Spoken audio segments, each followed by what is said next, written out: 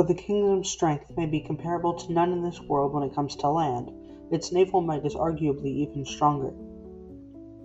Being a kingdom mostly in water, it spends much of its defense focused on ships.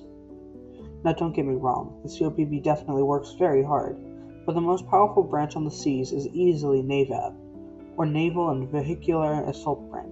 For the sake of simplicity, ship classifications make much more sense than that of the APARB. There are 4 main classifications for ships, and they all fit somewhere in there.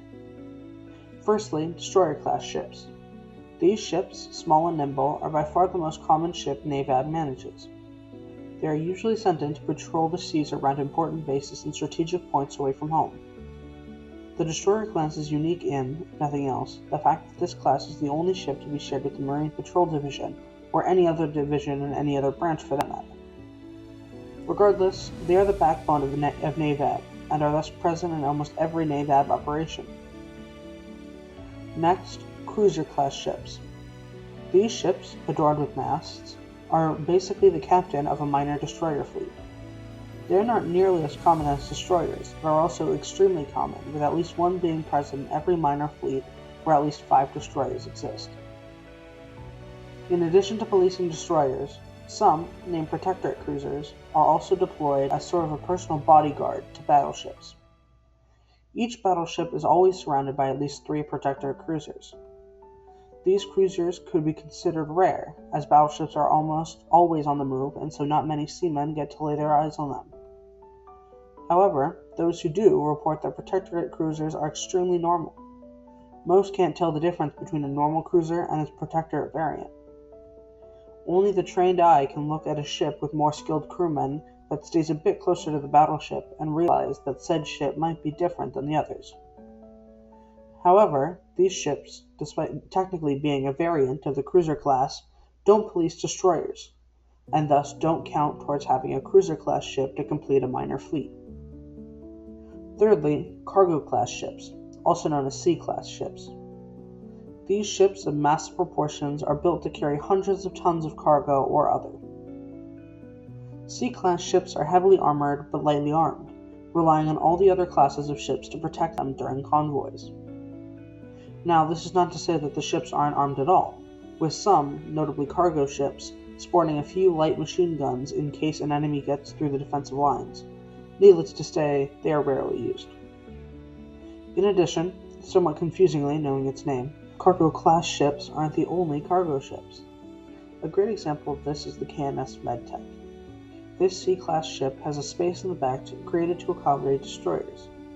Once said ship is loaded in, civilian workers jump in to fix the problem. All this to say that C-class ships are the gentle giants of Navab. If C-class ships are gentle giants, then battleships are your annoying younger brother. Despite this, they are its pride and joy. There are only 3 of these in Navab's arsenal, and as such are cherished and heavily protected. They are manned by the most skilled crew the kingdom can offer. These 3 ships are the most heavily armed, can hold supplies for up to 300 days at sea, and protect all ships in its entourage, except of course for Protectorate cruisers. Ships such as C-class ships and battleships are given special classifications, capital ships, meaning that they are huge, powerful, and can stay afloat even with heavy damage.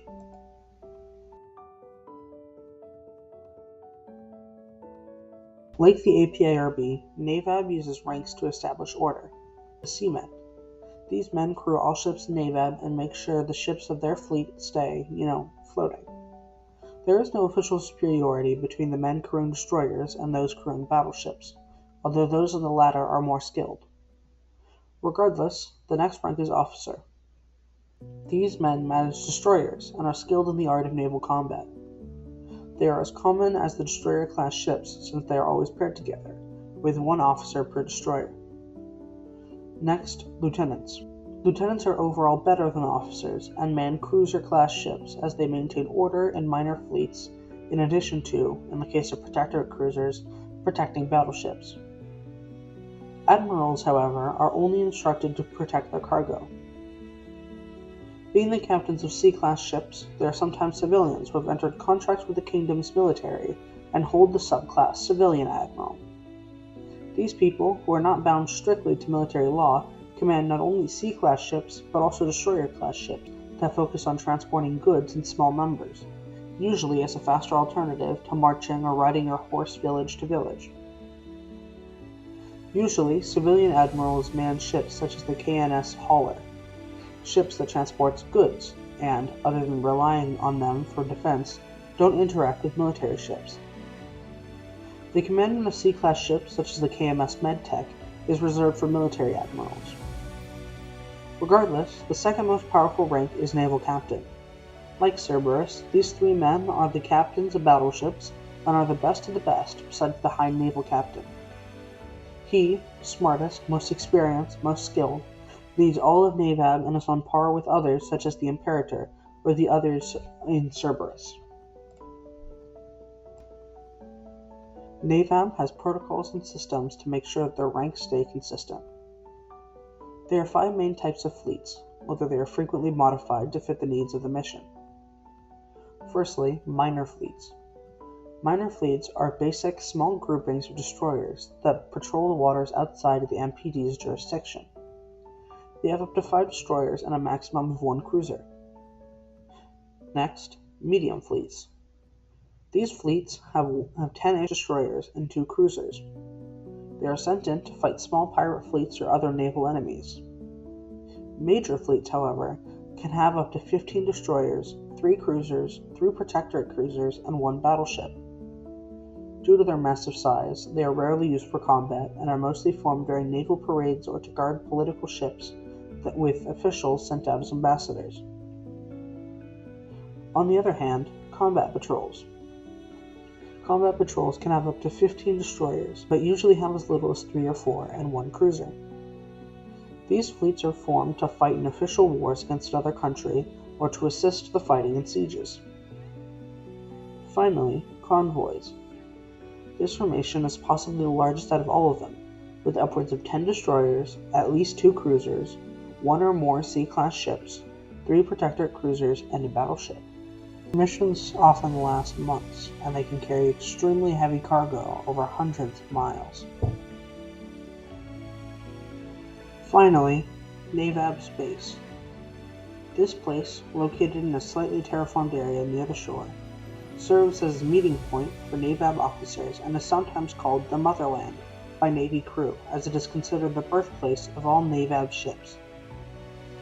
Before their final step into service, a ceremony is held for each and every ship as it embarks on its first mission for the kingdom. Regardless, Navab's base has barracks mounted on naturally occurring spires, a communal bath, a small storeroom, underwater mess hall, jail cells, elevators specially created for destroyer-class ships, a war room, and a desk for the High Naval Captain. In conclusion, Navab is one of the 4 branches of the kingdom. Its 4 ship classifications deal with all external naval problems, along with guarding Sea-class ships during convoys and assisting in siege warfare.